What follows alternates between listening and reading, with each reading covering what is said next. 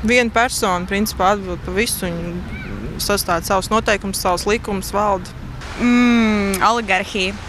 Nu, tāds tā kā varas pārsvars. Tie, kas strauši savā kabatā. Kā lai saka, tā ir varas koncentrēšanās dažu cilvēku rokās. Manuprāt, oligarhi tā ir laba lieta.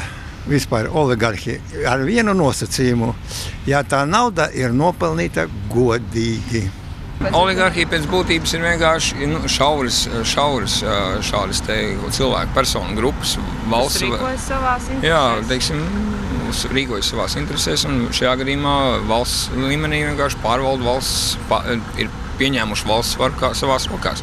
Jebkurā gadījumā oligarhija Latvijā, viņi ir saistām ne tik daudz ar kaut kādām personālijām, kas patiesībā ir smieklīgi mēģināt izcelt vienu vai otru vai trešo, bet ir runa par to, par koruptīvu vidi kā tādu. Un tie, kur savāc visu naudu, visi lielie, tiem, kuriem pakļaujas visi mazie.